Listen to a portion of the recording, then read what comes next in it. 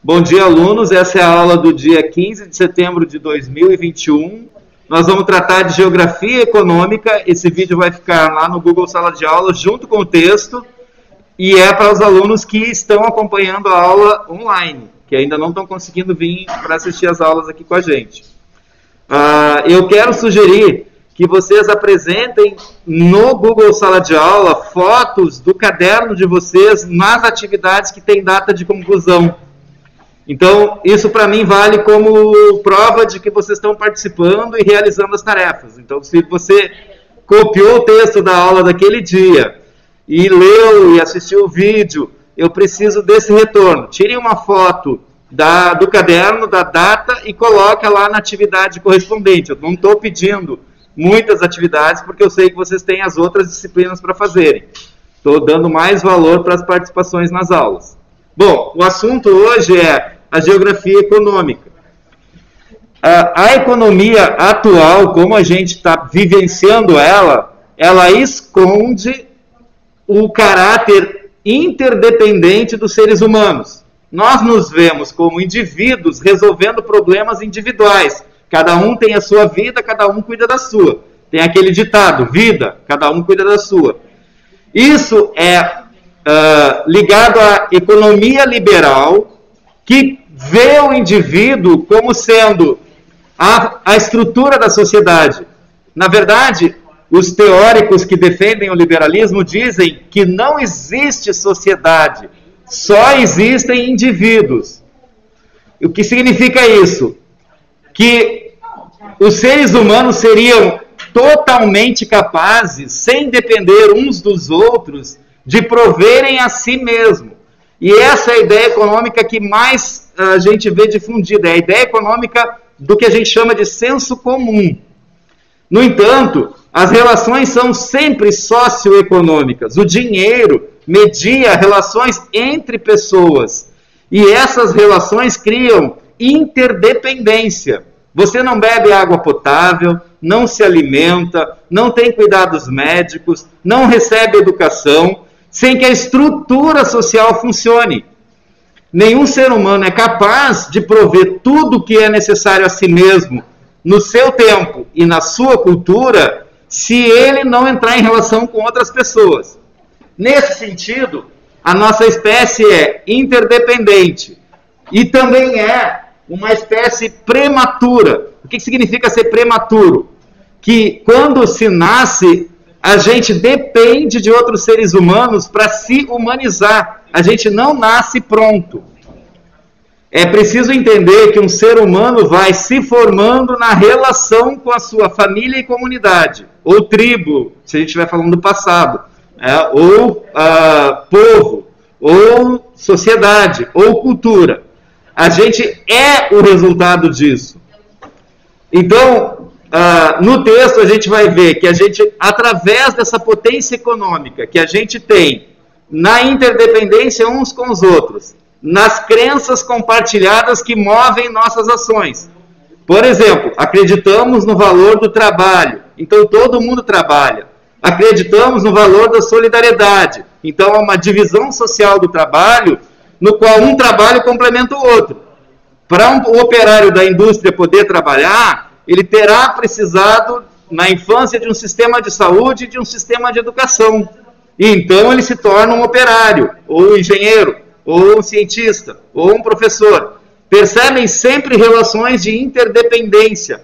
Há uma estrutura social que permite ao indivíduo se sentir ele mesmo. No entanto, ele reduz ele mesmo ao único fator que determina a sua vida, quando não é. Economia é justamente o contrário disso. São as pessoas agindo economicamente, e o termo economia vem do grego oikonomia, que significa o cuidado com a casa. A palavra economia denota, então, um agir constante dos habitantes de um determinado espaço para a manutenção da vida, para a promoção e afirmação da vida. Economia é sempre uma atividade de várias pessoas. Não é algo que se pode empreender sozinho. A gente tem o mito do romance do Robinson Crusoe. que naufragou e ficou sozinho numa ilha. E com o conhecimento que ele tinha, ele pôde sobreviver na ilha sem ajuda de mais ninguém. Caçando, construindo abrigo, pescando, enfim, dando conta da vida solitária dele na ilha. É um romance famoso, e Karl Marx vai criticar esse romance, vai fazer uma observação irônica a esse romance, porque ele diz assim, para o Robinson Crusoe sobreviver naquela ilha, ele precisou do conhecimento de toda uma sociedade que foi para ele, com ele junto naquele navio, que vai naufragar, e aí ele sozinho na ilha vai usar o conhecimento, a economia estocada de saberes que ele tinha, que é uma forma de valor, para sobreviver. Então, mesmo sozinho numa floresta, você só sobrevive se uma sociedade te formou. Bem, o texto segue, então, nessa linha de mostrar que somos uma sociedade econômica que altera o meio, produz ambiente, cria espaços, distribui riqueza de forma mais ou menos igual e interfere, então, nas próprias relações sociais. Percebem? Elas voltam sobre elas mesmas. As relações sociais, elas produzem uma realidade que depois muda a ela mesma. Ela se transforma constantemente. E esse é o sentido da economia, um processo contínuo de transformação. Transformação da matéria-prima em mercadoria, a mercadoria que circula, o dinheiro que media a circulação da mercadoria, e aí a vida das pessoas acontecendo, e a gente dizendo, vidas miseráveis, vidas pobres, vidas de rico, vidas de classe média, vidas perdidas, vidas ganhas, sempre nessa relação de como a dinâmica econômica vai funcionando. Então, a atividade econômica é uma constante. Da onde? E aí eu explico por que existe a riqueza. A riqueza não é o fruto, como a gente costuma pensar, o Neymar parece ser muito rico, mas o Neymar, embora pareça ser muito rico, recebe salário de alguém. Então, ora, como ele poderia ser o mais rico se alguém paga ele? Então, a quantidade de riqueza que a gente está pensando como uma quantidade grande de riqueza, não é o teto ainda. Então, pode pensar que ricos são as pessoas que pagam o Neymar, ou a Anitta, ou um cantor internacional, ou um artista de cinema. E da onde vem esse dinheiro que é usado para pagar essas pessoas ricas? Como que um youtuber com 1 milhão de seguidores consegue tanto dinheiro do YouTube ou de publicidade? Todo esse dinheiro que produz as pessoas ricas, que as pessoas ricas acumulam, ele é produzido nas relações sociais de todos nós. Não existe uma riqueza que surge do nada. Acontece que se eu sou um empacotador num supermercado, parece que eu não sou um produtor de riqueza. Só que se eu somar todos os supermercados do mundo e os milhares, os milhões de empacotadores, eles estão produzindo riquezas. Assim como o cara que recicla o lixo na cidade, assim como o professor que ensina, assim como a moça que faz faxina, assim como a secretária, o trabalhador de uma indústria, o robô de uma outra indústria, a inteligência artificial de um software que a gente usa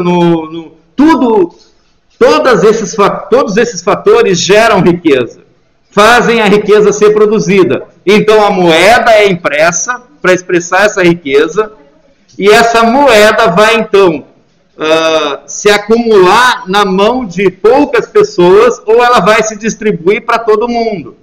Esses são os cenários que a economia produz.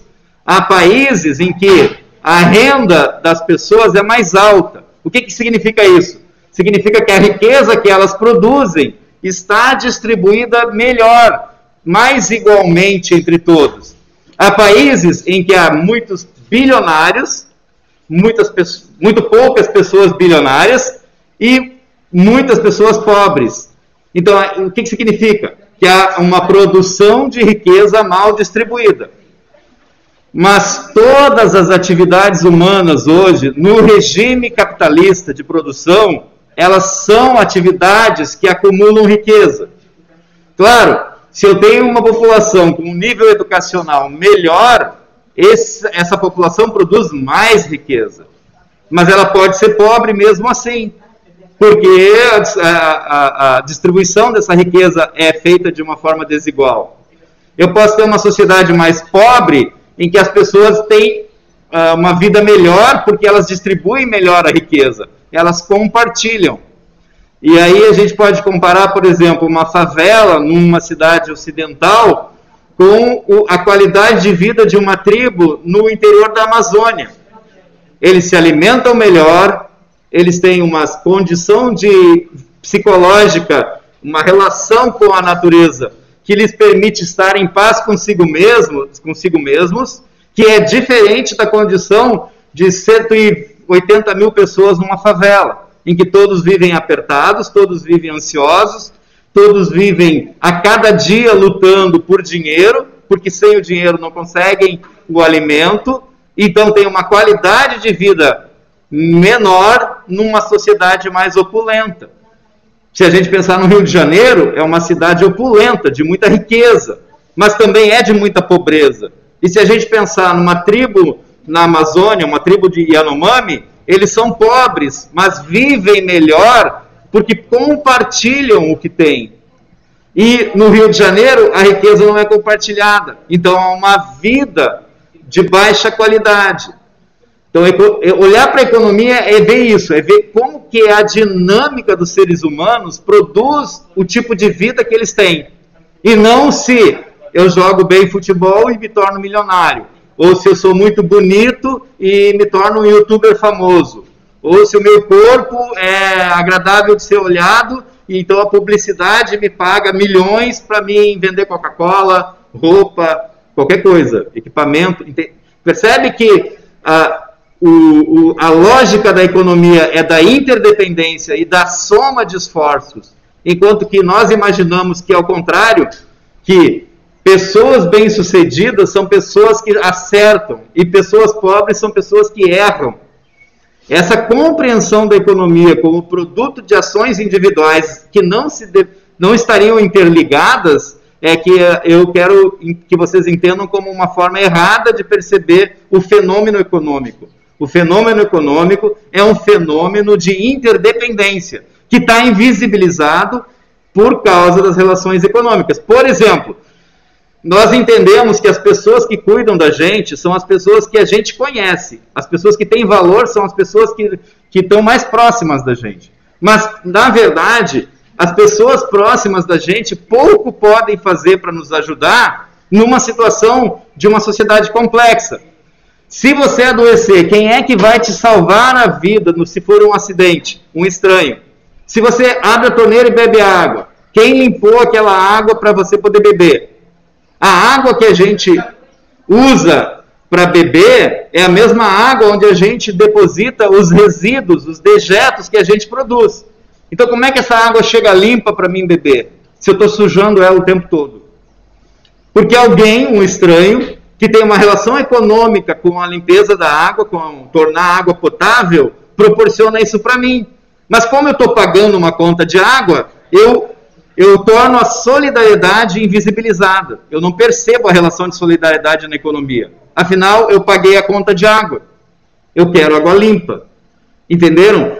É uma ilusão que a gente tem, que a gente não é dependente dos outros, e essa ilusão é fornecida pelo fetiche, pela mágica da relação da troca mercadoria-dinheiro. Ela hipnotiza a gente. Eu penso assim, eu tenho um tênis melhor que aquele cara lá, eu sou melhor que ele. Por quê? Porque eu tive dinheiro para comprar um tênis melhor que ele. Mas o que sustenta essa ideia? Como que eu posso pensar que o tênis mais caro define a pessoa melhor? Não, essa é uma conclusão sem fundamento. A verdade é que algumas pessoas têm dinheiro para comprar tênis bonitos e melhores, ou de marca, e outras pessoas não têm dinheiro para isso. É só isso que significa. Não está se falando se uma pessoa é melhor que a outra. em termos econômicos. O que define se uma pessoa é melhor que a outra em termos econômicos é qual a capacidade de produção que essa pessoa tem. Porque ela pode ser improdutiva porque não dão emprego para ela. Então não é culpa dela. Ela não tem emprego porque não existe emprego. Não existe empregabilidade. No decorrer do texto a gente vai ver o tema da automatização da produção. Se eu automatizei a produção e eu não preciso mais de um empregado, de um operário, eu esvaziei o conceito de trabalho. Porque o trabalho, se não pode ser exercido, não pode ser um valor. E é exatamente o que a gente tem hoje. Milhões de pessoas desempregadas e desnecessárias para a produção. Isso vai ser o tema da continuidade do texto, tá? E aí, então, eu vou encerrando por aqui para vocês poderem refletir sobre o que eu falei até agora, senão fica muito difícil de pensar, porque é muita ideia num vídeo curto. Deixa eu colocar aqui Quanto mais alto eu falo, mais alto vocês têm que cochichar, né? Então é melhor eu falar baixinho. Eu só quero, para encerrar o vídeo, abrir a minha imagem aqui. E daí, então, olhar para a câmera, que daí vocês vão estar me olhando em casa, como se eu estivesse olhando para os olhos de vocês. Tem essa intermediação. E dizer que o que eu quero como avaliação desse tipo de aula é o estresse de pensar sobre o próprio tema que eu estou propondo. Que eu sei que é denso, que eu sei que é complicado. E que é muito difícil para quem não está conseguindo vir na aula. Qualquer coisa, faça um contato pelo WhatsApp, ou mesmo lá pelo Google Sala de Aula, que a gente conversa e vai dirimindo dúvidas. Bons estudos para vocês. Em seguida eu carrego o vídeo e posto lá no YouTube e no Google Sala de Aula.